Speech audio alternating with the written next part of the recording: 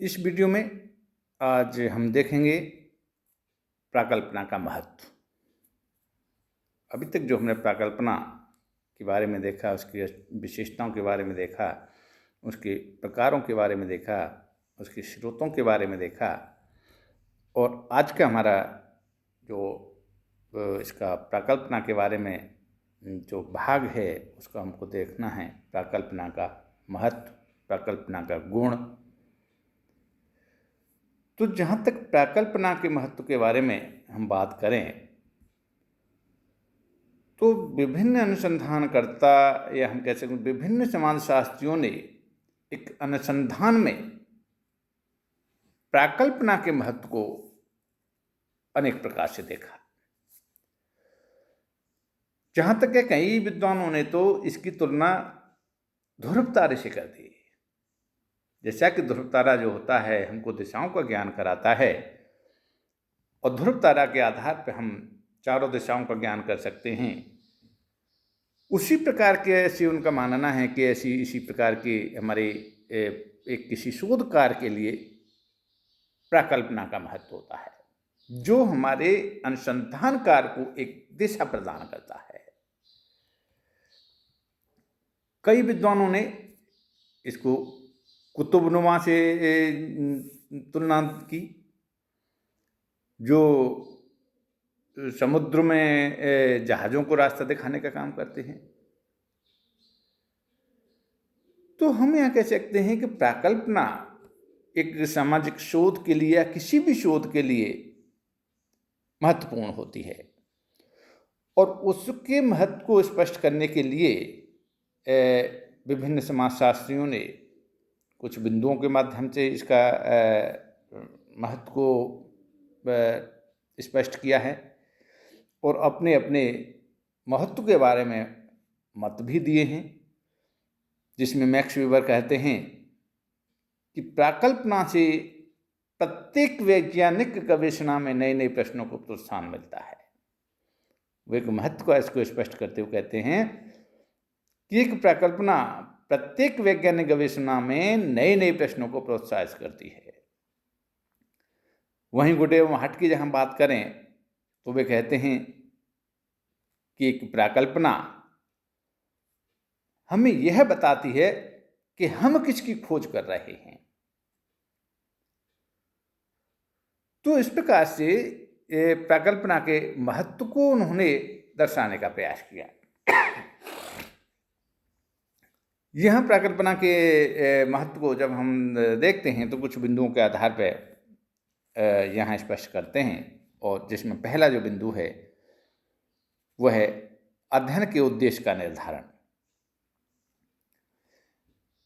प्राकल्पना एक शोधकर्ता के उद्देश्य को निर्धारित करती है कि हमें आखिर किसकी खोज करनी है। अध्ययन को, उद्देश्य को जब तक हम स्पष्ट नहीं करेंगे, जब तक हम आगे शोध कार्य से संबंधित कार्य नहीं कर सकते। तो उसके अध्ययन के उद्देश्य को स्पष्ट करके ही हम उससे संबंधित तथ्यों की गवेषणा करेंगे। तो वहां प्राकल्पना हमें यह बताती हैं कि हमें किन तथ्यों का संकलन करना है और किन तथ्यों को हमें छोड़ना है। तो इसका मतलब यहाँ ये भी होता है कि प्राकल्पनाएं हमको अपने उद्देश्यपूर्ण तथ्यों को संकलित करना का एक रास्ता हमारे सामने रखती हैं, जिससे हम निरर्थक तथ्यों को संकलित वहां नहीं करते जो हमारे कोई काम के नहीं है। तो इससे प्राकल्पना का एक बहुत ही हम कह सकते हैं कि महत्वपूर्ण यहाँ एक उद्देश्य सामाजिक अनुसंधान में उसका एक कार्य होता है कि वो एक अनुसंधानकर्ता को एक रास्ता बताती है, एक तथ्यों को संकलित करने के लिए रास्ता बताती है कि कौन से तथ्य हमारे काम के हैं और कौन से तथ्य हमारे काम के नहीं हैं। उसके अनुरूप ही एक अनुसंधानकर्ता जो है वह तथ्यों को एकत्र करता है। इसके बारे में कोहेन एवं नागेल ने एक जगह लिखा है कि प्राकल्पना के अभाव में अनुसंधान एक अनिश्चित तथा विचारहीन भटकाव की भांति है। उसके निष्कर्ष को स्पष्ट अर्थ वाले तथ्यों के रूप में प्रकट नहीं किया जा सकता। तो यहां हम कह सकते हैं कि जहां तक अध्ययन के उद्देश्य की जहां तक बात है, उसके निर्धारण की बात है, तो प्रकल्पनाएं इसमें अपनी महत्वपूर्ण भूमिका निभाती हैं। दूसरे बिंदु के रूप में हम कह सकते हैं कि प्रकल्पनाएं जो होती हैं, अनुसंधानकर्ता का एक उचित दिशा प्रदान करती हैं। प्रकल्पनाएं हम कह सकते हैं कि अनुसंधानकर्ता के लिए पथ प्रदर्शक के रूप में भी कार्य करते हैं, और प्रकल्पनाएं उसे इधर उधर जहां भटकने से बचाती रहती हैं। इससे क्या होता है कि इससे अध्ययनकर्ता का जो ध्यान है वह मुख्य विषय पर ही टिका रहता है। प्रकल्पना अनुसंधानकर्ता को विभिन्न मार्गों में से केवल उचित और सही मार्ग पर ही ले जाने के लिए उसे प्रेरित करती हैं, ये भी कह सकते हैं। यहाँ बान डलेन एक समाजशास्त्री हुए और उनका कहना था प्रकल्पना के बारे में कि प्रकल्पना को ऐसे शक्तिशाली आकाशदीप के रूप में मानते हैं जो अनुसंधानकर्ता का मार्ग प्रशस्त करता है। तो वहीं पे भी यंग लिखती हैं इसके बारे में कि इस प्रकार प्रकल्पना का प्रयोग एक दृष्टिहीन खोज तथा अंधाधुंध तथ्य संकलन में रक्षा करता है, जो बाद में अध्ययन समस्या के लिए अप्रासंगिक और अनुपयुक्त सिद्ध हो सकते हैं। तो कहने का तात्पर्य यहाँ ये चाहे पीवी यंग ने कहा चाहे वान डलेन ने कहा, वो ये कहना चाहते हैं कि प्रकल्पना जो होती हैं वो अनुसंधानकर्ता को एक मार्ग दिखा देती हैं। जैसे अंधे को एक लकड़ी जो होती है वो मार्ग दिखाती है, और लकड़ी के माध्यम से ही वो आंखें न होती हो भी अपने रास्ते पर गुजर जाता है, अपनी मंजिल पर पहुंच जाता है। ठीक उसी प्रकार से प्रकल्पनाएं यहाँ एक अनुसंधानकर्ता को एक रास्ता दिखाने का काम करती हैं, और अनुसंधानकर्ता उस रास्ते पर चलते हुए अपने अनुसंधान कार्य में सफलता प्राप्त करता है। तो ये भी प्रकल्पना का एक महत्व है। बिंदु तीसरे क्रम में हम देखते हैं अध्ययन क्षेत्र को सीमित कर देना। प्रकल्पना का एक ये भी महत्व है, क्योंकि जहाँ अध्ययन क्षेत्र हमारा बहुत ही विस्तृत है तो उसमें स्वाभाविक है कि उसका जब हम अध्ययन करेंगे तो वहाँ हमें भटकने का डर रहेगा या संभावना बनी रहेगी। तो एक बहुत बड़े अध्ययन क्षेत्र में को जो प्रकल्पना है वो इसके क्षेत्र को सीमित कर देती हैं। यहाँ लुंडबर्ग ने बहुत अच्छी बात कही थी कि प्रकल्पना के आधार पर हम जानबूझकर अपनी विचार शक्तियों को स्वीकार करते हैं और अपने अनुसंधान के क्षेत्र को सीमित करके त्रुटियों की संभावनाओं को कम करने का प्रयास करते हैं। तो जब हम हमारा अध्ययन क्षेत्र एक सीमित दायरे में बंध जाता है, उसको सीमित दायरे में प्रकल्पना हमारी बांध देती हैं, तो हमारा जो वो अध्ययन कार्य होता है वह सफलतापूर्वक हो जाता है। वहाँ हमें इधर उधर भटकने से ये प्रकल्पनाएं बचा देती हैं। प्रकल्पना कहें कि अनुसंधान कार्य को या अनुसंधान कार्य की एक सीमा निश्चित करती हैं। अध्ययनकर्ता का जो ध्यान अध्ययन विषय के एक विशिष्ट पहलू पर ही लगाने को प्रेरित करती हैं, और हम ये कह सकते हैं कि प्रकल्पनाएं अनुसंधानकर्ता को एक निश्चित सीमा में बांध देती हैं। अध्ययनकर्ता के लिए यह संभव नहीं है कि वह एक विषय से संबंधित सभी पक्षों का एक साथ अध्ययन कर सके। तो जहाँ सभी पक्षों से एक साथ वो अध्ययन करने में हम कह सकते हैं कि नाकाम जहाँ साबित होता है, तो प्रकल्पना उसे एक पहलू या एक पक्ष पर केंद्रित करने का प्रयास करती हैं। तो यह प्रकल्पना एक हम कहें कि जो अध्ययन क्षेत्र एक बहुत विशाल, बहुत विस्तृत रूप में जो हमको दिखाई देता है, जब अनुसंधानकर्ता उससे संबंधित एक प्रकल्पना का निर्माण कर लेता है, सटीक प्रकल्पना का निर्माण कर लेता है, एक अच्छी प्रकल्पना का निर्माण कर लेता है, तो वही एक विशाल जो अध्ययन क्षेत्र था वह बहुत ही सीमित दिखाई देने लगता है।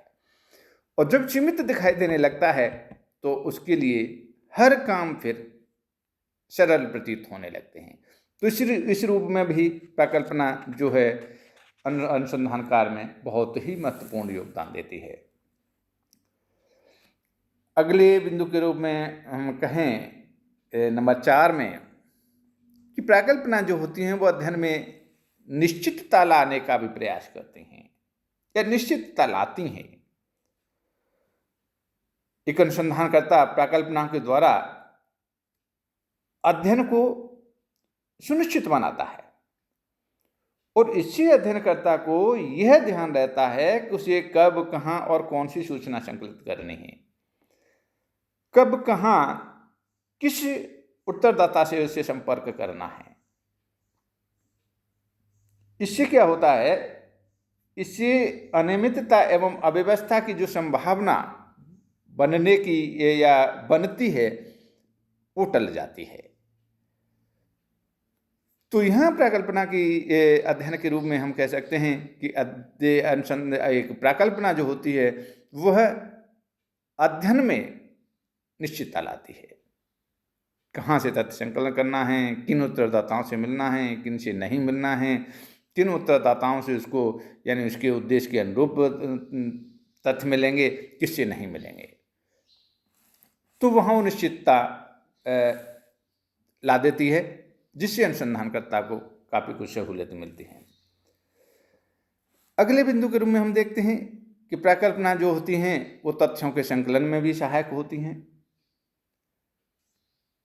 प्रकल्पना का जहाँ तक सवाल है तो वो एक अनुसंधानकर्ता को समस्या से संबंधित कह सकते हैं कि उपयुक्त तथ्यों को संकलित करने को प्रेरित करती है। अनुसंधान के प्रारंभ में कभी कभी ऐसा भी होता है कि वैचारिक अस्पष्टता के कारण हम तथ्यों के एक जंगल को या हम कह सकते हैं बहुत बड़े भाग को एकत्रित कर लेते हैं, संकलित कर लेते हैं। किंतु बाद में से जब हमको पता लगता है कि उनमें से हमें कुछ विशिष्ट तथ्यों का ही चुनाव करना था, लेकिन प्रारंभ में हम एक बहुत बड़े समग्र का यानी तथ्यों के समग्र को इकट्ठा करते हैं जिसमें हमारा समय, श्रम, धन सब कुछ बर्बाद होता है। तो यहाँ जो प्रकल्पना जो होती हैं वे तथ्य संकलन में अनुसंधानकर्ता को एक मार्गदर्शन देती हैं, एक पथ प्रदर्शक के रूप में काम करती हैं कि हमें कौन से तथ्यों को इकट्ठा करना है और कौन से तथ्यों को हमें छोड़ना है। तो इस कार्य में प्रकल्पनाएं बहुत ही सहायक सिद्ध होती हैं। यहाँ M.H. गोपाल ने इस संदर्भ में एक बहुत अच्छी बात लिखी और उनका मानना था कि प्रकल्पना के बिना अध्ययनकर्ता अनावश्यक और यहाँ तक कि व्यर्थ सामग्री भी एकत्रित कर लेता है जो उसके अनुसंधान कार्य में समय, श्रम और धन की हम कह सकते हैं कि बर्बादी का कारण बनती हैं। तो एक अनुसंधानकर्ता के लिए प्रकल्पनाएं तथ्य के संकलन में भी सहायक होती हैं। कौन से तथ्यों को इकट्ठा करना है, कौन से तथ्यों को इकट्ठा नहीं करना, ये हमारी प्रकल्पनाएं निश्चित कर देती हैं। अगले बिंदु के रूप में है निष्कर्ष निकालने में भी प्रकल्पनाएं सहायक होती हैं। इसमें हम देखते हैं कि प्रकल्पनाओं के आधार पर जो तथ्यों का संकलन किया गया है और उन तथ्यों के आधार पर ही यह ज्ञात करने का प्रयास किया जाता है कि हमारी प्रकल्पनाएं सत्य हैं अथवा असत्य हैं। तो यहाँ दोनों ही स्थितियों में हमें सत्यान्वेषण करना होता है, हम कह सकते हैं उनका परीक्षण करना होता है, जो कि इसके अभाव में संभव नहीं हो सकता। तो जब हम निष्कर्ष पर जब पहुंचते हैं और जब अपनी प्रकल्पनाओं का परीक्षण करते हैं, उसका सत्यान्वेषण करते हैं कि हमारी प्रकल्पना जो थी, हमारी जो मान्यता थी, हमारी जो पूर्व कल्पना थी, पूर्वानुमान था, वो सही है या गलत है, तो इसके आधार पर अनुसंधानकर्ता को एक निष्कर्ष निकालने में जो प्रकल्पना है अपना महत्वपूर्ण योगदान देती हैं, या हम कह सकते हैं महत्वपूर्ण तरीके से उसको मदद करती हैं। यहाँ भी एक नोथ्रॉप समाजशास्त्री ने इसके बारे में, महत्व के बारे में बताते हुए कहा कि किसी प्रकल्पना में विद्यमान तथ्य समस्या के समाधान भी हो सकते हैं, क्या वे वास्तव में समाधान हैं, यह जांच का काल है। तो हम कहेंगे कि निष्कर्ष के निकालने में भी प्रकल्पनाएं अपना महत्वपूर्ण योगदान देती हैं। और अंत में हम देखते हैं कि सिद्धांत निर्माण में भी प्रकल्पना सहायक होती हैं। इसके बारे में पीटर एच मान का मत था कि प्रकल्पना तथ्यों व सिद्धांतों के बीच की एक कड़ी के रूप में काम करती हैं, और इससे सिद्धांतों का निर्माण अनुसंधानकर्ता जब करता है तो उसमें वे काफ़ी कुछ सहायक होती हैं, क्योंकि ये क्या हैं, एक कड़ी के रूप में काम करती हैं। एक तरफ प्रकल्पना है, एक तरफ सिद्धांत है। तो यहाँ जब सिद्धांत का जो निर्माण करता है तो उसकी प्रकल्पना की यानी सत्यता और असत्यता को सिद्ध करके ही वो सिद्धांत का निर्माण करता है। यहाँ एम एच गोपाल भी कहते हैं कि एक सिद्धांत तथा एक प्रकल्पना के बीच का अंतर प्रकार की अपेक्षा मात्रा का अधिक है, क्योंकि जब प्रकल्पना सत्य सिद्ध हो जाती है तथा स्थापित हो जाती है तो वही प्रकल्पना एक सिद्धांत का आभास कराती है, एक सिद्धांत बन जाती है, हम ये भी कह सकते हैं। तो यहां यह कहा जा सकता है कि प्रकल्पना और सिद्धांत एक प्रकार से ये एक दूसरे को विकसित करते हैं। तो यहां महत्व के रूप में हम देखते हैं कि प्रकल्पना एक अपने शोध के निष्कर्ष के बाद सिद्धांत को प्रतिपादित करने में, सिद्धांत को स्थापित करने में भी महत्वपूर्ण भूमिका अदा करती है। आज इस वीडियो में इतना ही। इसके आगे वाले वीडियो में हम प्रकल्पना की सीमाओं की बात करेंगे। धन्यवाद।